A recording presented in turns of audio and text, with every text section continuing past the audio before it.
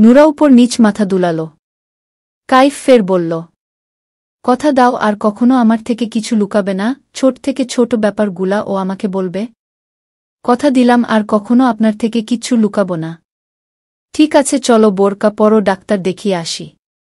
বলছিলাম কি একটু পর তো সবাই চলে আসবে। এতদিন যেহেতু থাকতে পেরেছি একটা দিন না হয় থাকলাম। কালকে আমরা ডাক্তারের কাছে যাই। কাইফ কিছু একটা ভেবে রাজি হয়ে গেল। নুরার গালে চুমু খেয়ে তাকে ফ্রেশ হতে পাঠিয়ে দিয়ে নিজে রান্নাঘরে গেল। নুরার মামা মামি নানু ফারহান সবাই আরও ঘণ্টাখানেক আগেই এসেছে। ফারহান বোনের বাসায় দুহাত ভরে খাবার দাবার নিয়ে এসেছে। তারা সবাই ড্রয়িংরুমে বসে কথা বলছে। কাইফের চাচা চাচি রিয়া রায়ান ও সেখানে উপস্থিত। নুরা সবার জন্য শরবত বানাচ্ছে। রিয়া গিয়ে সেগুলো নিয়ে এসে একে একে সবাইকে দিল। ফারহানকে গ্লাসটা দিতে গেলে ফারহান গ্লাস না ধরে রিয়ার হাত স্পর্শ করল। রিয়া ভ্রু কুঁচকে তাকাতেই সে চোখ টিপ মেরে দিল। কাইফকে গ্লাস এগিয়ে দিলে কাইফ নিল না। উল্টো ট্রেটা নিয়ে বলল, তুই মেহমান বসে থাক। এগুলো করার জন্য আমার বউ আছে। রিয়া চুপচাপ সোফায় গিয়ে বসল। নুরা এসে দাঁড়াতেই কাইফ তাকে টেনে নিজের পাশে বসাল। দুজনকে দেখে উপস্থিত সবার চোখ জড়িয়ে গেল। নুরার নানু তো জোরেই বলে ফেলল, মাশাআল্লাহ। সবাই লাঞ্চ করতে বসেছে। ফারহানের পাশের চেয়ার খালি, সে হুট করে রিয়ার হাত টেনে তাকে খালি চেয়ারে বসিয়ে দিল। ভেবাচেকা খেয়ে গেল রিয়া। কাইফ সেদিকেই তাকিয়ে। ফারহান দাঁত কেলিয়ে বলল, বিয়েতে বেআইনের পাশে বসে খেতে পারিনি, তাই এখন সুযোগ মিস করলাম না। সবাই হেসে ফেলল। নুরা সবাইকে খাবার দিয়ে কাইফের পাশে গিয়ে বসল। কাইফ তার প্লেটে নিজেই খাবার তুলে দিল। কিন্তু নুরা বেশি খেতে পারল না। নুরার মামি তা খেয়াল করল। বিকেলে নুরাকে একা পেয়ে নুরার মামি জিজ্ঞেস করল, নুরা তুই কি অসুস্থ, ঠিকমতো খেতে পারলি না যে? আসলে কিছুদিন যাবৎ শরীরটা খারাপ মামি। কালকে ডাক্তারের কাছে নিয়ে যাবে উনি। কি হয়েছে? তেমন কিছু না। কয়টা দিন যাবৎ বুকে ব্যথা। কেমন যেন ভারী হয়ে থাকে বুক। খেতে ইচ্ছে করে না। সারাক্ষণ শুয়ে থাকতে ইচ্ছে হয়। আর পরশুদিন তলপেটে খুব ব্যথা হয়েছিল। নুরার মামি অবাক হয়ে মুখে হাত দেয়। তোর কি পিরিয়ড হয়েছে এই মাসে? নুরা মামির দিকে তাকায়। একটু ভেবে বলে, নাহ মামি, এখনো তো হয়নি এই মাসে। নুরা, আমার মনে হচ্ছে তুই প্রেগন্যান্ট। বিস্ময়ে চোখগুলো বড় বড় হয়ে যায় নুরার। সে ঢোক গিলে বলে, কি বলো মামি, আমার তো বমি হয়নি, মাথা ঘুরায়নি। নুরার মামি তার মাথায় আলতো চাপড় মেরে বলে, বোকা মেয়ে, ওগুলো ছবিতে হয়, বাস্তবে না। তুই জামাই বাবাজিকে দিয়া একটা কিট এনে টেস্ট করিয়ে দেখ আগে, আন্তাজে কোনো ঔষধ খাস না। নুরা মাথা নাড়িয়ে সম্মতি দিতেই দেখে দরজায় কাইফ দাঁড়িয়ে। লজ্জায় মাথা নামিয়ে নেয় নুরা। মামি মুচকি হেসে রুম থেকে বেরিয়ে যায়। কাইফ হালকা করে দরজা লাগিয়ে নুরার কাছে এসে দাঁড়ায়। নুরা লজ্জায় মাথা তুলতে পারছে না। কাইফ সিরিয়াস হয়ে বলে, তোমার ডেট মিস হয়েছে, সেটা ও আমাকে বলনি। নুরা মাথা তুলে কাইফের গম্ভীর মুখশ্রী দেখে তার বুকে মাথা রেখে আহ্লাদি হয়ে বলে, আরে মাত্র 1 সপ্তাহ লেট হয়েছে। আমার তো 2 সপ্তাহ পর ও পিরিয়ড হয়, তাই আমি নিজেও সেটা মাথায় নেইনি। কাইফ নুরার মাথায় হাত বুলিয়ে বলে, ইনশাআল্লাহ পিরিয়ড হয়ে যাবে। নুরা মাথা তুলে গম্ভীর হয়ে বলে, রাতে মনে করে কিট আনবেন। রিয়া গেস্টরুমে দাঁড়িয়ে ফোনে কথা বলছিল। কথা শেষ করে পেছন ফিরতেই কারো শক্তপোক্ত বুকে ধাক্কা খায়। 2 কদম পিছিয়ে যায় সে। ফারহান বাঁকা হেসে আরও 3 কদম এগিয়ে গেল। রিয়া আশেপাশে তাকিয়ে বলে, কি ব্যাপার, আপনি এখানে? আপনাকে খুঁজতে খুঁজতে চলে এলাম বেআইন। আমাকে দিয়ে আপনার কি কাজ? আপনাকে দিয়েই তো কাজ। শুনলাম আপনি নাকি মডেলিং করেন। ভ্রু কুঁচকে তাকিয়ে রয় রিয়া। ফারহান ঠোঁট এলিয়ে হেসে বলে, সরাসরি আপনার শো দেখার আমার অনেক দিনের ইচ্ছে। প্লিজ একদিন দেখার সুযোগ করে দিবেন কি? রিয়া বাঁকা হেসে বলে, কালকে স্যুট আছে বনানীতে, চলে আসবেন। ইচ্ছে পূরণ করে দিব। ফারহান হাসে। রিয়া তাকে পাশ কাটিয়ে যেতে নিলে ফারহান তার হাত ধরে আটকায়। রিয়া পেছন ফিরতেই ভ্রু উঁচিয়ে জিজ্ঞেস করে, কি? ফারহান বাঁকা হেসে বলে, 016 নম্বর একটা মিসড কল দিবেন। রিয়া বিরক্ত হয়ে ঝাড়া মেরে হাত ছাড়িয়ে বেরিয়ে গেল। সেদিক তাকিয়ে ফারহান হেসে উঠল। রাতে কাইফ সবাইকে বাসায় পৌঁছে দিয়ে নুরার জন্য টেস্ট কিট নিয়ে আসে।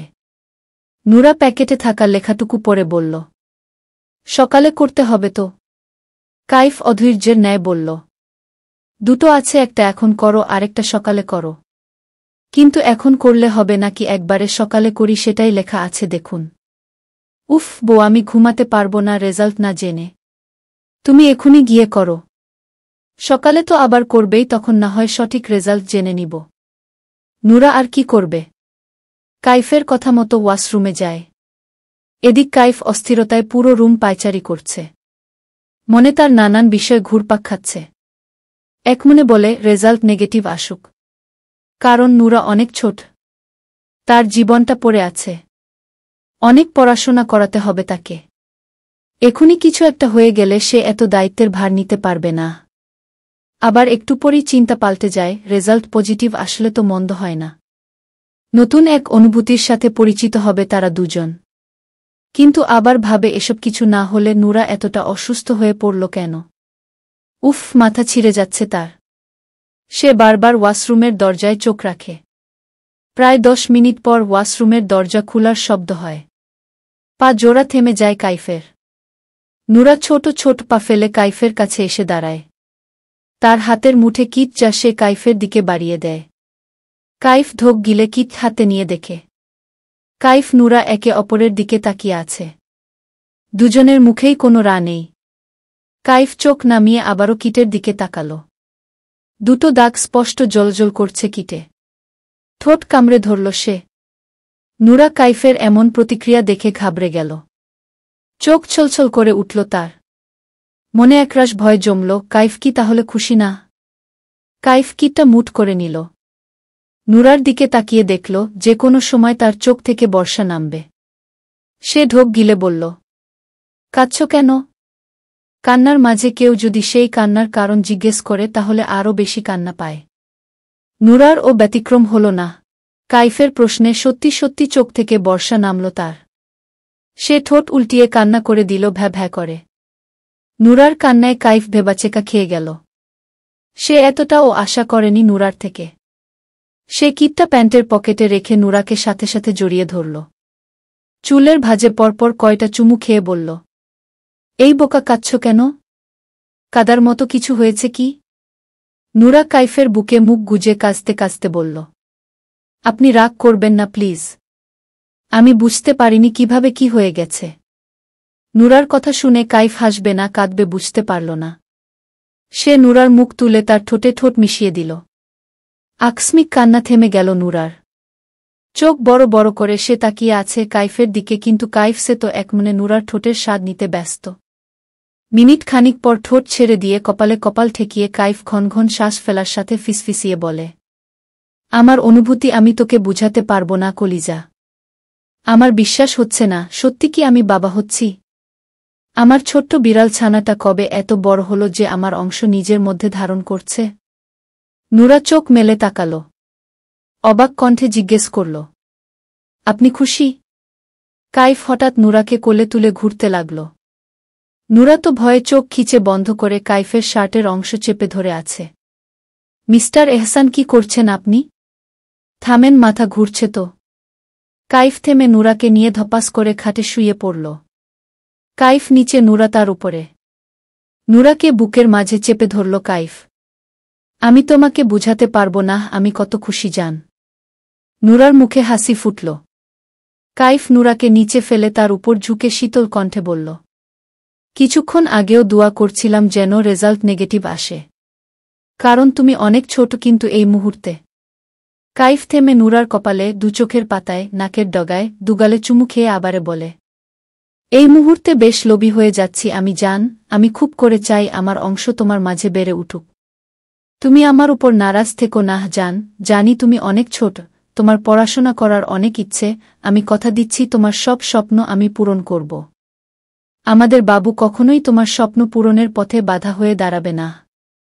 তুমি শুধু জন্ম দিবে, লালন পালন করে আমি তাকে বড় করব। তোমার কোনো কষ্ট হতে দিব না। শুধু এই 9টা মাস কষ্ট করো আমার জন্য। কাইফ এক নাগারে কথাগুলো বলে দম নেয়। নুরার চোখ আজ বাধা মানছে না, সে অশ্রুসিক্ত নয়নে তাকিয়ে আছে শুধু। কিচ্ছুই বলতে পারছে না সে।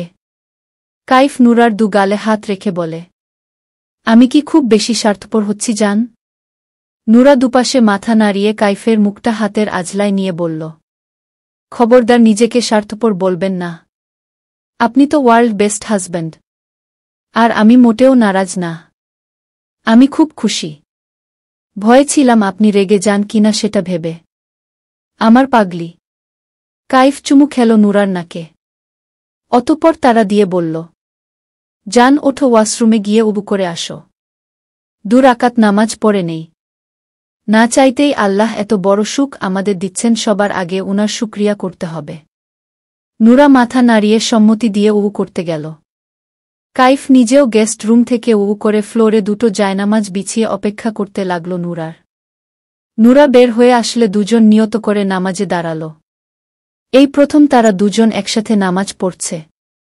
রুমের লাইট অফ। কাইফের বুকে মাথা রেখে চোখ বন্ধ করে শুয়ে আছে নুরা। কাইফ তার মাথায় হাত বুলিয়ে দিচ্ছে। কাইফ নীরবতা ভেঙে বলে, নূর। হুম। আমার না বিশ্বাস হচ্ছে না। একটা বার বলো না তোমার মুখ থেকে, আমি কি সত্যি সত্যি বাবা হচ্ছি? নুরা কিছুটা বিরক্ত হল। নুরার সাড়াশব্দ না পেয়ে কাইফ আবার ডাকল তাকে। এবার বেশ বিরক্ত হয়েই নুরা বলল, একটাবার করে এই নিয়ে প্রায় 6 বারের মতো বলিয়ে ফেলেছেন আমাকে দিয়ে। এইবারই লাস্ট প্লিজ। তপ্ত শ্বাস ছাড়ল নুরা। কাইফের মন রাখতে 7ম বারের মতো সে বলল, হ্যাঁ মিস্টার এহসান, আপনি বাবা হচ্ছেন। আমার গর্বে আপনার অংশ। ইস কি তৃপ্তি, কি ভালো লাগা। কাইফের মন প্রাণ জুড়িয়ে গেল। খুশিমনে বুকে জড়িয়ে ধরে ঘুমের রাজ্যে পাড়ি জমাল। পরের দিন কাইফ তার চাচিকে ডেকে নুরার কথা জানায়। উনি তো ভীষণ খুশি। চাচা চাচি নুরাকে দোয়া করে বিভিন্ন পরামর্শ দিয়ে যায়। রিয়া তখন বাসায় নেই। স্যুটের জন্য সকাল সকালই বেরিয়ে পড়েছে সে। রায়ান তো বেশ খুশি। ছোট বাবু হবে তার খেলার সাথী। সবাই চলে গেলে কাইফ নুরার পাশে বসে বলে, আজ অফিসে না যাই? কেন, আজ কি যে অফিসে যাবেন না? জীবনে প্রথমবার বাবা হচ্ছি, সেই খুশিতে ও তো একদিন ছুটি নেওয়া যায় তাই না? নুরা তার চোখগুলো ছোট ছোট করে বলে, বাবা হতে আরও 9 মাস বাকি। মিস্টার এহসান চুপচাপ অফিসে যান। কাইফ মন খারাপ করে উঠে দাঁড়ায়। তার একদমই নুরাকে ছেড়ে যেতে ইচ্ছে করছে না। কিন্তু নুরা তাকে ঠেলে ঠেলে ফ্রেশ হতে পাঠায়। সম্পূর্ণ রেডি হয়ে কাইফ নুরার কপালে চুমু খেয়ে বলে, খেয়াল রাখবে নিজের। একদম কাজ করবে না। চাচি সময় মতো খাবার দিয়ে যাবে। খেয়ে নিও। নুরা মাথা নাড়িয়ে সম্মতি দেয়। কাইফ ফের বলে, আমি দ্রুতই চলে আসব। কোনো দরকার নেই। সন্ধ্যার আগে বাড়ি ফিরে আসলে আপনার খবর আছে। এই বয়সে গাল ফুলিয়ে রাখা মানায় না, বিধায় কাইফ নিজেকে সামলে নিল। না হলে বুড় এমন কথায় সে নির্ঘাত গাল ফুলিয়ে বসে থাকত। দীর্ঘশ্বাস ফেলে কাইফ যেতে যেতে বলে, গেলাম আমি। কাইফের যাওয়ার পানে তাকিয়ে মুচকি হাসল নুরা। বনানীর এক নামিদামি রেস্টুরেন্টের রুফটপে স্যুট চলছে রিয়ার। তার গায়ে হলুদ রঙের অফ শোল্ডার টপস আর সাদা রঙের প্যান্ট। স্ট্রেইট চুলগুলো পিঠের উপর ছেড়ে দেওয়া। মুখে নিখুঁত সাজ। পায়ে পেন্সিল হিল। ফারহান ঠিকানা অনুযায়ী চলে এসেছে রিয়ার স্যুট দেখতে। তার গায়ে সাদা শার্ট, কালো প্যান্ট। তাকে ও বেশ সুন্দর লাগছে। সে স্মার্ট একটা লুক নিয়ে এসে হাজির হয় সেখানে। রুফটপের একপাশে রিয়ার স্যুট চলছে। ফারহান সে পাশে গিয়ে দাঁড়াতেই রিয়াকে দেখে হা হয়ে তাকিয়ে থাকে। এর আগে তাকে এমন গেটআপে দেখেনি ফারহান। আজকে যেন আবার ফিদা হয়ে গেল সে। স্যুট প্রায় শেষের দিকে রিয়ার নজর যায় ফারহানের দিকে। দূরে দাঁড়িয়ে হাবলার মতো তাকে তাকিয়ে থাকতে দেখে বাঁকা হাসে রিয়া। সময় নিয়ে স্যুট শেষ করে ফারহানের দিকে এগিয়ে যায় সে। হ্যালো মিস্টার বিআই। ফারহান ঢোক গিলে নিজেকে স্বাভাবিক করে বলে, হ্যালো মিস বেআইন। কেমন আছেন? দেখতেই পাচ্ছেন খুব ভালো আছি। আপনার কি খবর? এতদিন কেমন ছিলাম জানা নেই, তবে আপনাকে দেখে এখন বেশ ভালো আছি। মনে আলাদা এক জোশ এসেছে। ফারহানের কথায় হেসে ফেলল রিয়া। ফারহান মুগ্ধ হয়ে দেখল। হাসলে আপনাকে খুব সুন্দর দেখায় রিয়া। আপনি হাসেন না কেন? সে কথার উত্তর না দিয়ে উল্টো প্রশ্ন করে। কফি খাবেন? আপনি খাওয়ালে বিষ ও খেতে পারি। রিয়া মুচকি হেসে পা বাড়িয়ে বলে, আপাতত বিষ খাওয়ানোর ইচ্ছে নেই, কফি খেয়ে নিজেকে ধন্য করুন। ফারহান মাথা চুলকিয়ে রিয়ার পেছন পেছন ছুটে। সন্ধ্যার আগেই কাইফ বাসায় ফিরে। হাতে অনেকগুলো বাজারস্তাই। নুরা তখন নামাজ শেষ করে কেবল উঠেছে। কাইফকে দেখে এগিয়ে গিয়ে বাজারগুলো নিতে চায়, কিন্তু কাইফ দেয় না। নুরাকে পাশ কাটিয়ে সেগুলো রান্নাঘরে রেখে রুমে যায়। নুরা দরজা লাগিয়ে আসতে ধীরে রুমে যায়। কাইফ ততক্ষণে হাতমুখ ধুয়ে বসেছে। নুরা রুমে আসতেই কাইফ হাত বাড়িয়ে দিয়ে বলে, আসো। নুরা মৃদু হেসে কাইফের কোলে গিয়ে বসে।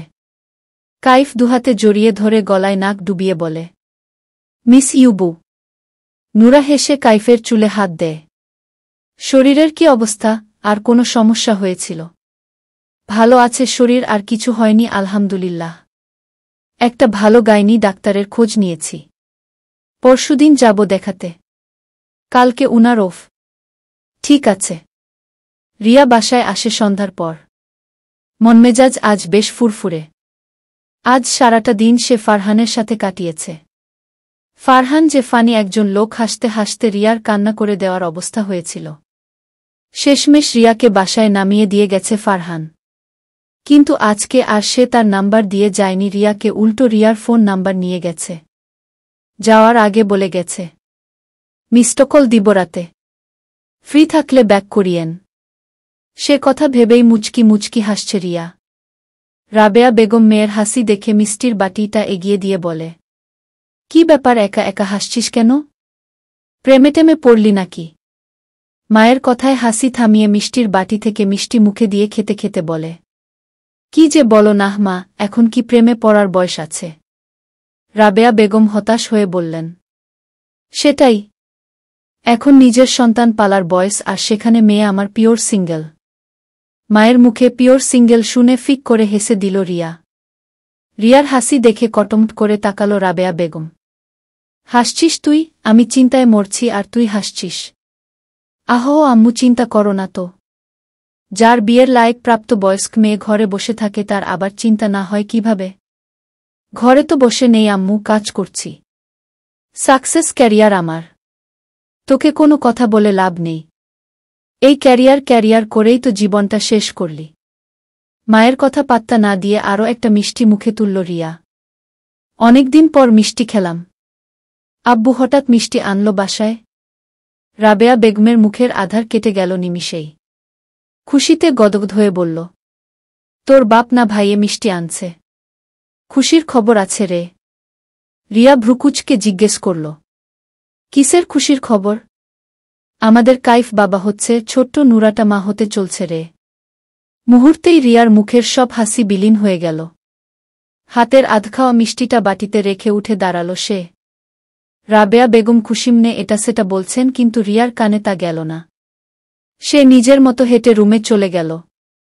রুমের দরজা লাগিয়ে ধপ করে ফ্লোরে বসে পড়ল সে। দুহাতে মুখ ঢেকে বসে রইল কিছুক্ষণ। মস্তিষ্ক তার ফাঁকা হয়ে আছে। এমন সময় তার ফোনটা টুং করে বেজে উঠল। মেসেজ এসেছে। রিয়া মোবাইলটা হাতে নিয়ে দেখে আনসেভ নাম্বার থেকে আসা মেসেজ, যেখানে লেখা, ফুপ্পি হওয়ার অগ্রিম শুভেচ্ছা বিয়াইন। ভাবছি নতুন সদস্য আসার আগেই তাদের জন্য মামি এনে রাখব ঘরে। যদি আগ্রহী থাকেন তাহলে একটা মিসড কল দিয়েন বেআইন। দুদিন পর গাইনি ডাক্তার আইরিন পারভিনের কাছে এসেছে কাইফ নুরা। ডাক্তার নুরা কাইফের থেকে ডিটেইলস শুনে বলে, এত অল্প বয়সে প্রেগন্যান্সিতে একটু কমপ্লিকেশন দেখা দিতে পারে, তাই অনেক বেশি সাবধানে থাকতে হবে। তোমরা প্রেগন্যান্সি টেস্ট করেছ? নুরা বলে, বাসায় কিট টেস্ট করেছি ম্যাম। 2 বার করেছি। 2 বারই পজিটিভ এসেছে। আচ্ছা, আমি 2টো ফলিক অ্যাসিড লিখে দিচ্ছি, আপাতত এই 2টো ঔষধ খাও। আর এখন একটা ব্রেকি টেস্ট করে যাও। কালকে রিপোর্ট চলে আসবে। রিপোর্ট নিয়ে আমার কাছে আসবে। ঠিক আছে ম্যাম। আর এখন সাবধানে থাকবে। কাইফ নুরাকে নিয়ে টেস্ট রুমে যায়। 2000 টাকার রক্ত টেস্ট।